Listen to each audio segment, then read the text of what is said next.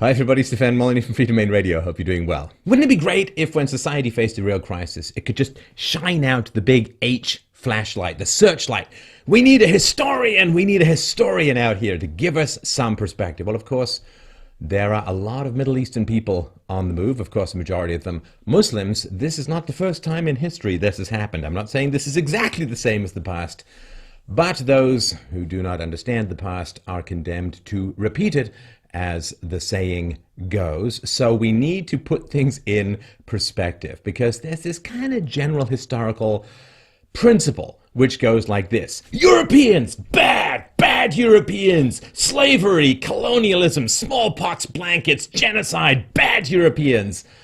And historically really doesn't hold up as well as you'd think. So let's dig back into history, figure out how Europe and the Muslims have got along in the past, and see if we can untangle some potentials for a different future from the past. That's really the point of history, to take us off the train tracks of ignorant inevitability and give us some free will in the matter. So this is an important and essential presentation. This is the truth about the Crusades, really the truth about Christians and Islam in history. So Islam, of course, developed in the Middle East in the early 17th century, 622 to be exact. Now, it's kind of weird because not a lot of history in Europe in the Dark Ages, and so we kind of start in the Quattrocento, we kind of start in the 1200s, so it's kind of weird. I mean, when I say 622 rather than 1622, it almost feels like a star date, but let's just swallow that and keep going. Now, early in the 7th century, Islam developed. By the end of the 7th century, it had conquered most of the Middle East and North Africa. This was not the most peaceful conversion the world has ever seen.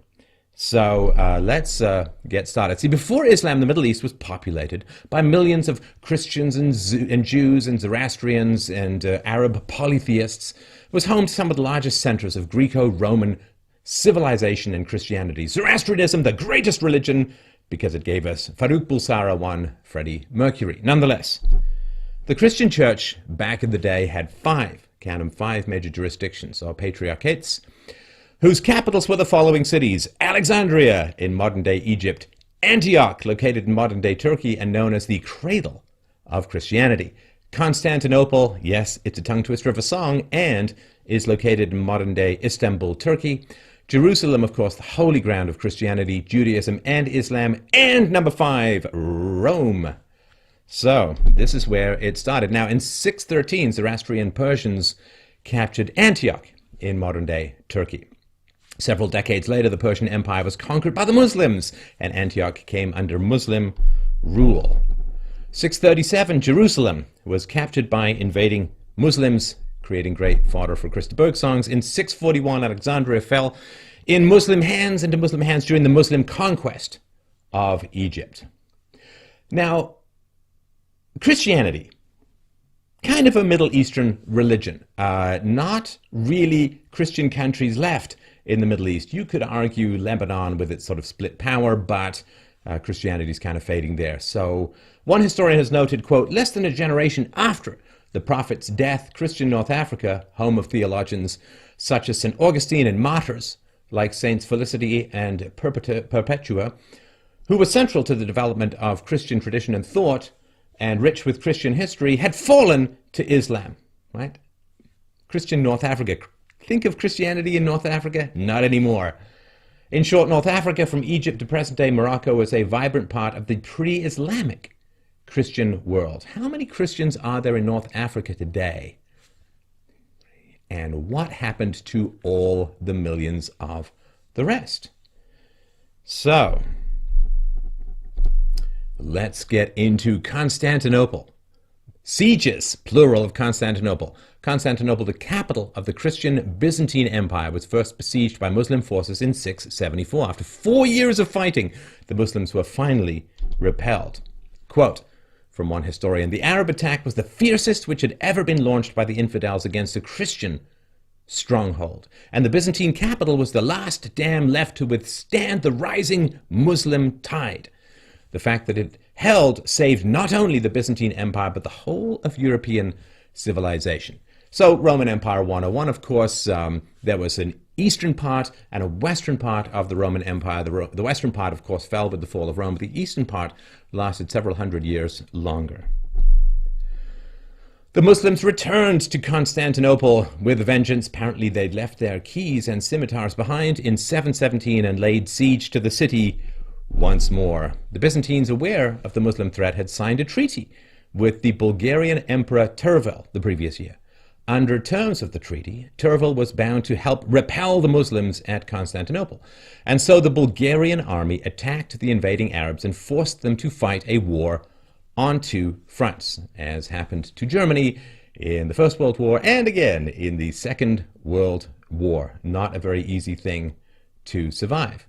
Now, Bulgarians, by the way, did convert to Christianity 2 centuries later, largely because of the strong cultural influence of the Byzantine Empire.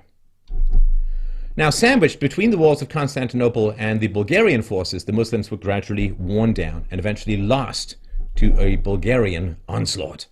The successful defense of Constantinople was one of the two great victories of the 8th century, and the barbarian-Christian alliance prevented Muslims from entering Europe and doing to Europe what they had done to the Middle East and North Africa.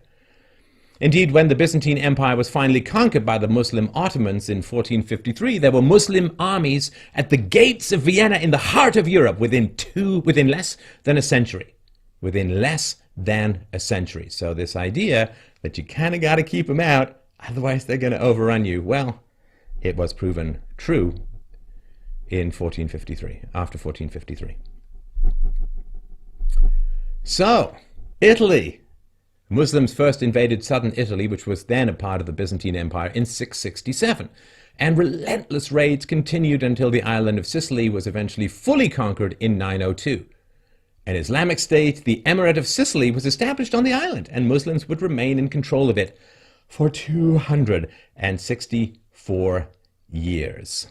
Now, when the Muslims get an island or get an access to the sea, at least at this point in history, well, they kind of went raiding and took millions of Europeans to into absolutely brutal slavery, which we'll get into more of in a few minutes.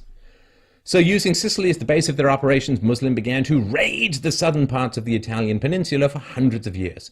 The islands of Corsica and Sardinia were also repeatedly ravaged by Muslim raids. In 846, the Muslims launched an attack on Rome, but were stopped by Emperor Aurelian's walls around the city. I guess he was the Trump of his day. Muslims back then clearly weren't as proficient in the use of ladders as modern-day Mexicans along the southern U.S. border. The invading Muslims sacked the outskirts of the city, killing men and women regardless of their age, but most importantly, with regards to Christianity at least, they looted St. Peter's and St. Paul's basilicas. A basilica is a kind of church where you go as a pilgrimage. These basilicas were located outside the city walls. Not only did the Muslim invaders desecrate the burial sites of St. Peter and St. Paul, but they also pillaged two of the holiest places in all of Christendom. I don't know where you are in your Christian theology, St. Peter and St. Paul kind of up there in terms of importance. So, a second attack on Rome was thwarted in 849 after a coalition of maritime cities joined the papal forces to defeat an invading Muslim fleet. The Muslim occupation of Italy posed a serious threat to Rome for centuries. The last Arab strongholds in southern Italy fell in 1091. Look at that. 4 years before a pope preached about the First Crusade. I wonder if that's a coincidence or not. In the early 10th century, a Christian alliance, an early precursor to the Crusades, was formed between Rome, the Franks, the Byzantines, the Lombards, who are a Germanic tribe, and the Italian city of Naples. Well, the reason you probably haven't heard about it is because the goal of the alliance was to repel the Muslim invaders of Italy. Indeed, Christian forces led by Pope John X successfully destroyed a key Muslim fortress in central Italy in 915. This is one of the few times in history when a pope has led an army into battle. Pope X, of course, Pope the X, I imagine a forefather of Malcolm X or Malcolm X. I guess I'll look that up later. So, let's just do a quick brief summary here. We talked about 5 key Christian capitals. Well, by the end of the 7th century, 3 of the 5 Christian capitals were under Muslim control. Constantinople was besieged twice by Muslims, and Rome was attacked and had its holy shrines pillaged and desecrated. So you could see why the Christians might be rather upset by these continual Muslim onslaughts and predations and the stealing of wide swaths of populations and selling it into brutal slavery. But wait! There's more. Let's get into it. And the reason why this is important is that the Europeans, have gone through a fairly self-critical phase, at least since the beginning of the 20th century. Let's review colonialism. Let's see whether it was a good idea. Let's look at our participation in slavery and see whether that was a good idea. Kind of gone through a self-critical phase. I'm not sure, actually I am quite sure, that Islam has not gone through the same phase of saying, gosh, I wonder if repeatedly assaulting and attacking and desecrating Christian neighborhoods and lands and people and basilicas was really the right thing to do. Guess we're kind of sorry. What about slavery again, which we'll get to in a minute or two. In 711, Muslims invaded Spain, which was inhabited by Christian Visigoths, and they conquered most of Spain in about 9 years. And they established the first Islamic state on European territory, the Emirate of Cordoba. The Reconquista, or the period in which the Christians tried to retake Spain and Portugal in an endless series of bloody battles, lasted for approximately 770 years. Indeed, the Muslim stranglehold over the Iberian Peninsula and Europe didn't loosen until the 12th century, and the Muslim rulers were not fully expelled until 1492. So, of course, when ISIS and so on, they talk about going to take Rome, well, they're referring to historical attempts that have happened in the past. See, they have a history. Europeans have self-hatred, but everyone else gets a history. Now, once the Muslims secured control over the Iberian Peninsula, they tried to conquer the rest of Europe. However, oh look, it's Muslims and French people again. The Franks stood in their way. In 732, one of the most important battles in the history of the world took place near the city of Tours, France. Frankish forces led by Charles Martel defeated an invading Muslim army and put an end to Muslim expansions into Europe from the southwest. For the southeast, they had to wait for Angela Merkel, who apparently now is kind of on their side. Western historians regard the Battle of Tours as the battle that saved European Western Christian civilization. The victories at Tours and Constantinople halted Muslim conquests in Europe for several centuries. Let's break it up with a little visual, shall we? This is the end of the Reconquista, Battle of Tours. I think there's a woman in there somewhere in the middle. Perhaps it's an angel. And last but not least, let's have a look at the spread of the Muslim Caliphate from 622, the founding of Islam, to 750. That's not a lot. It's not a big time slice in history, and that's quite a lot of non-gray in the map here. So there were, of course, this is a caliphate, just basically means empire.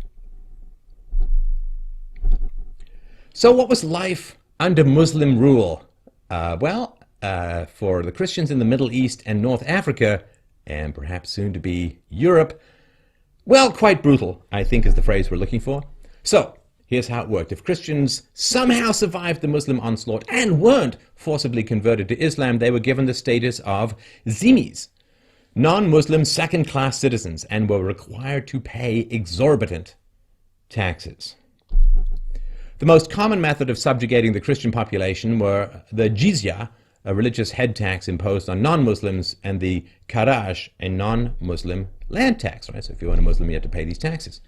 Many Christians chose to convert to Islam to avoid, say, starving to death. The crushing tax burden, the jizya alone, was more than 20% of a person's wealth. This is back when there really wasn't that much wealth in the world, well above the norm of taxes for the time.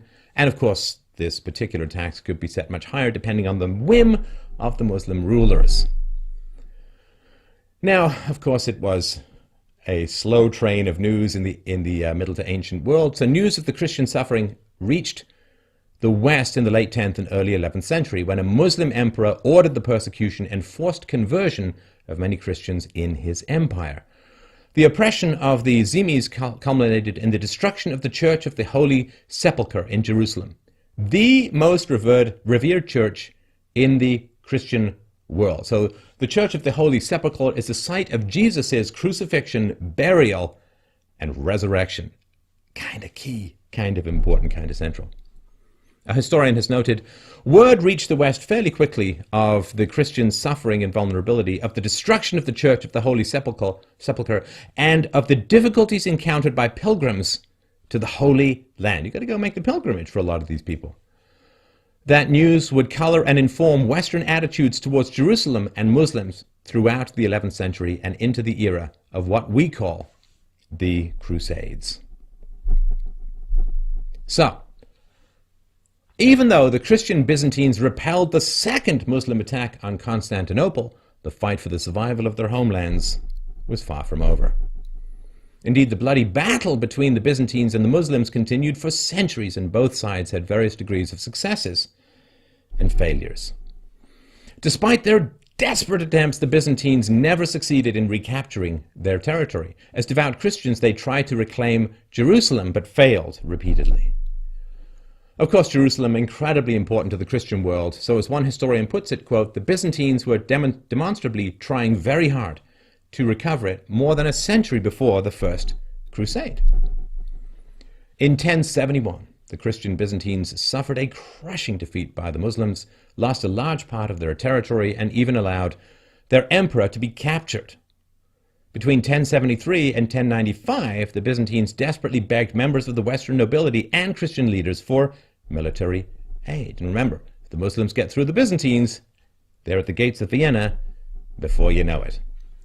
In 1095, ambassadors sent by the Byzantine emperor appeared before Pope Urban II to request Western help in dealing with the Muslims. Later that year, the Pope put forward the idea of a Christian crusade for the first time in history. So, big picture time, we have over 4 centuries of Muslim aggression towards Christians and their territories. 3 out of the 5 Christian centers are in the hands of dominant Muslims. Rome was attacked, 2 of its holy sites desecrated. Finally, Constantinople, one of the last remaining capitals of Christianity, is facing a Muslim threat that is almost impossible to contain. So given this background, the idea that the Christian Crusades were some unprovoked act of random aggression on behalf of bloodthirsty Christians is madness. It's blowback for 400 years of ever-expanding, ever-invading Islam. Now, ask your Muslim friends, what's their view of the Crusades? Is this view at all accepted? Not really.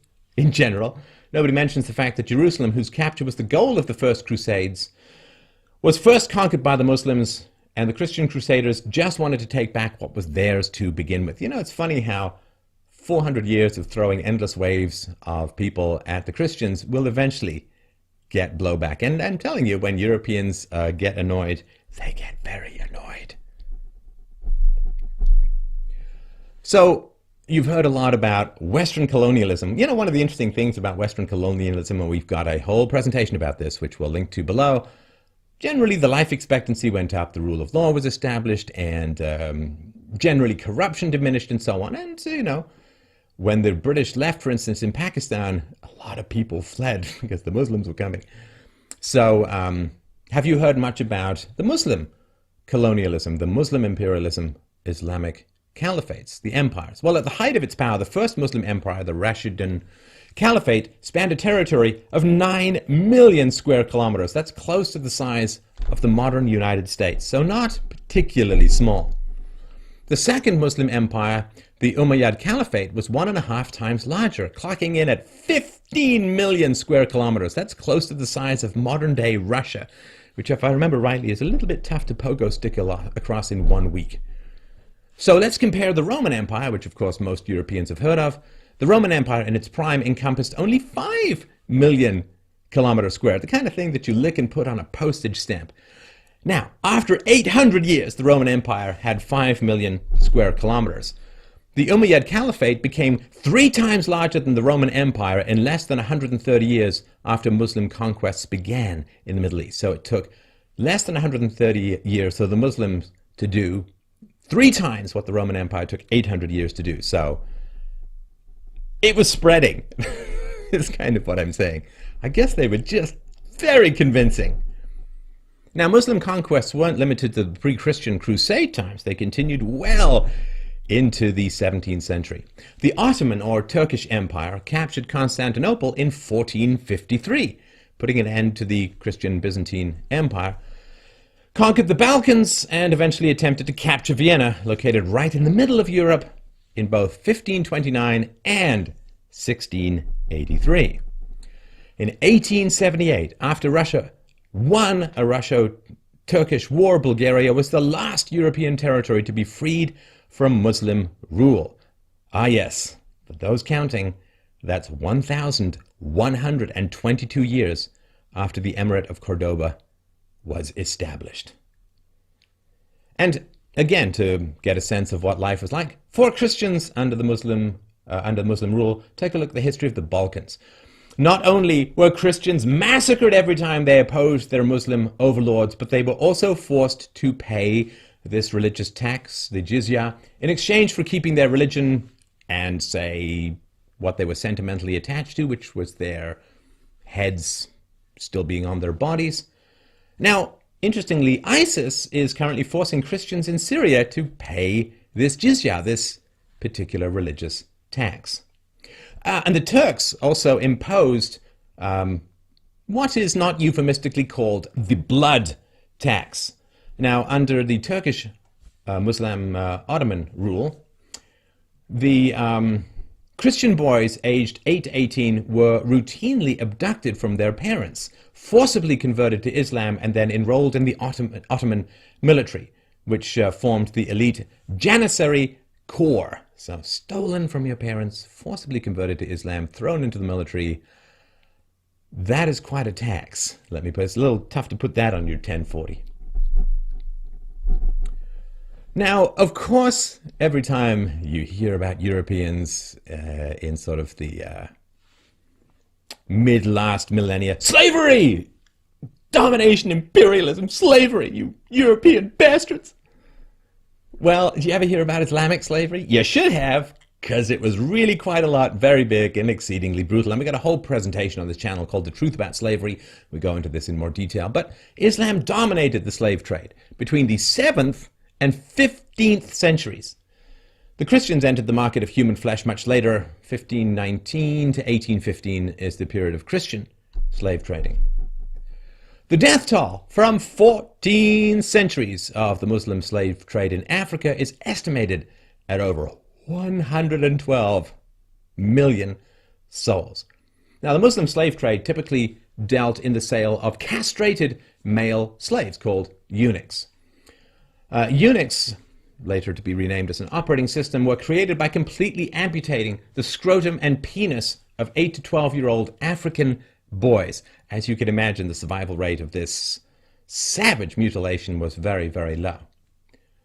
And Africans, of course, in Africa are constantly complaining about Western imperialism, European imperialism, even though life expectancy more than doubled when Europeans took over South Africa. Do you see a lot of people from Africa going to the Islamic countries complaining about the much longer and much more brutal Islamic slave trade? No, because Muslims are not self-critical. Europeans have gone from self-criticism to pathological civilization and soul-destroying self-hatred, but not a lot of people going out to Saudi Arabia saying, hey man, you owe us reparations for slavery, because they'd be like, hey, you'd be a good slave. Historian Robert Davis estimates that North African Muslim pirates abducted and enslaved more than 1 million Europeans from coastal towns between 1530 and 1780 alone. The practice of kidnapping Christians to be sold to slaves dates back to the 7th century. Now, of course, when Christian Europeans went to Africa, they couldn't go inland because they couldn't survive the bugs, right, the viruses and so on. And so they bought black slaves from other blacks who'd captured them and who were selling them to the whites. But the the Muslims bypassed the middleman, went directly and caught the slaves themselves or simply stole them from Christian families. One historian noted, quote, "It was the perpetual raiding of Muslim pirates and slave traders that brought about the abandonment throughout southern Europe of the scattered settlements of classical times and the retreat to defended hilltop fortifications, the first medieval castles. The same raiding led to the abandonment of the old agricultural systems with their irrigation dikes and ditches. So, hey, if you ever wondered why there were castles originally in Europe, it's because of Muslim slave traders. And this meant, of course, couldn't do any fishing, couldn't go down to the shore, couldn't spend a day at the seaside, also couldn't engage in the kind of large-scale irrigation and agriculture that helped stop Europeans from starving to death in the winter because of the Muslim slave traders. This is one of the things that Jefferson had to deal with when he became president was, yes, that's right, Muslim slave traders constantly infesting the sea lanes. So the barbaric slave raiding activities of Muslim pirates continued to have a telling effect on Europe throughout the centuries. France, England, and Spain lost thousands of ships, devastating to their seaborne trade. Long stretches of the coast in Spain and Italy were almost completely abandoned by their inhabitants until the 19th century. It's a long time, people. Now, the Ottoman penetration into Europe in the 1350s and their capture of Constantinople later in 1453 opened new floodgates for the slave trade from the European front. In their last attempt to overrun Europe in 1683, the Ottoman army, although defeated, returned from the gates of Vienna with 80,000 captives. An immense number of slaves flowed from the Crimea, the Balkans, the steppes of West Asia to markets in Islamic countries. Historian David Bryan Davis laments that, quote, the Tatars and other Black Sea peoples had sold millions of Ukrainians, Georgians, Circassians, Armenians, Bulgarians, Slavs, and Turks. Have you known much about this slave trade, which vastly dwarfed anything that happened in the Atlantic? No. Crimean Muslim Tatars enslaved and sold some 1,750,000 Ukrainians, Poles, and Russians between 1468 and 1694. And again, we've got the truth about slavery on this channel. You've got to check it out. So, the reason why we want to talk about this is that like racism, like sexism, colonialism is, oh, Western badness, and slavery, oh, Western badness, and so on. But before Western colonialism, there was Muslim imperialism. Before the Christian Crusades, there were a myriad of Muslim crusades which were enormously successful and kept battering down the door of Europe and taking over vast swaths of Europe, Sicily, Portugal, Spain, and so on, which took sometimes upwards of half a millennia to dislodge. And what bothers me so much about all of this is that the Europeans, seems to me, are the only culture left in the world that is never allowed to have a history. The only thing they're allowed to have is guilt and self-castigation. What utter nonsense. Next time someone comes to you and complains about slavery, just ask them, hey, how about Muslim slavery? Ever hear of that?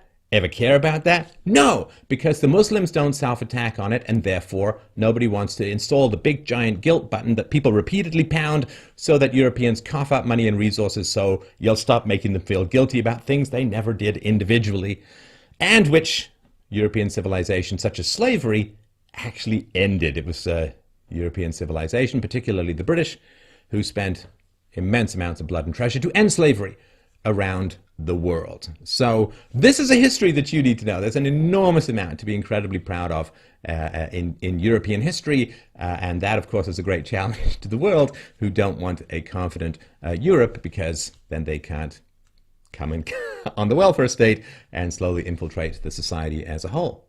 So Christianity kind of became a European religion in many ways because it was driven out of its home in the Middle East. And when it tried to go back and get some of its own, evil Christian crusades of nastiness.